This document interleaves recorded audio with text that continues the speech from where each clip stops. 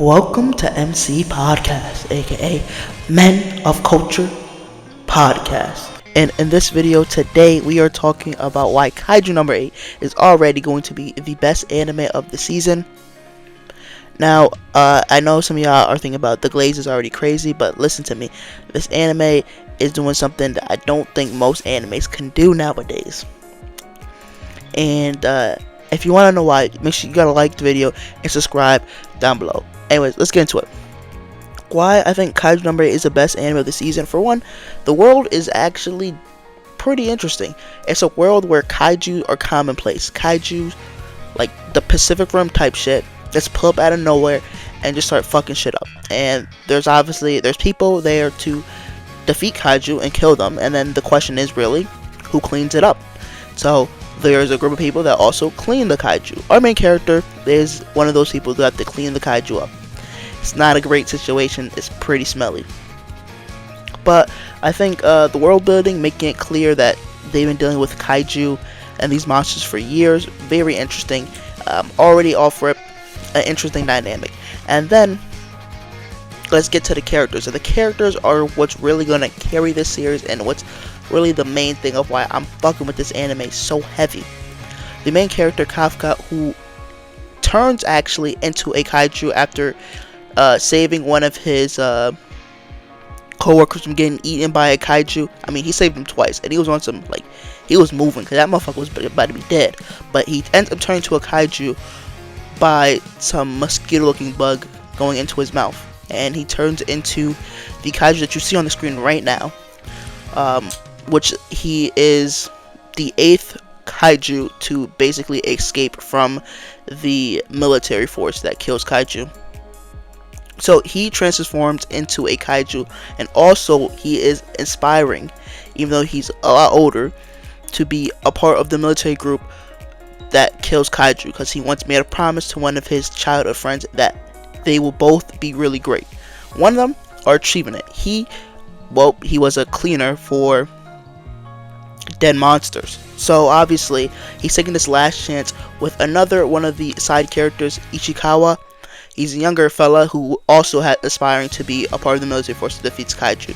So they both take this chance and go ahead and do that, despite the fact that Kafka is now half kaiju. So basically, he can transform in and out of his kaiju abilities.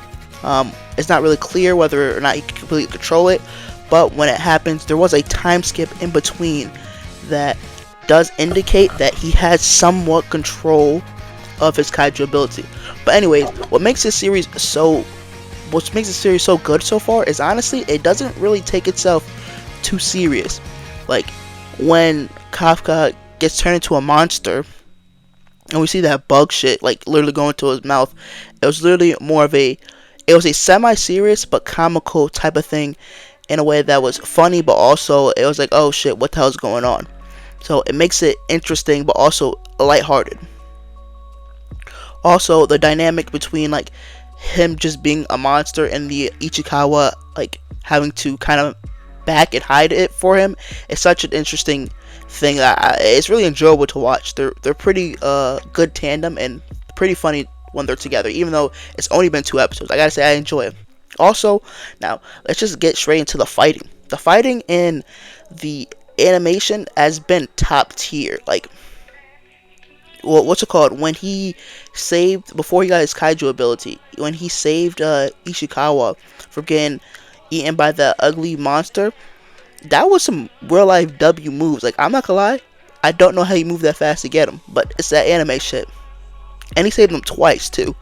So it was really, really cool with the animation.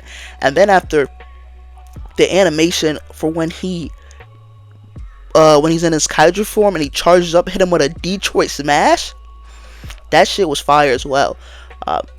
So once again, this anime is a really, really solid anime. It's really good. The characters, I think, are gonna be the main thing that make this series interesting. I read the manga, and the characters are really what push this story into an upper echelon of greatness.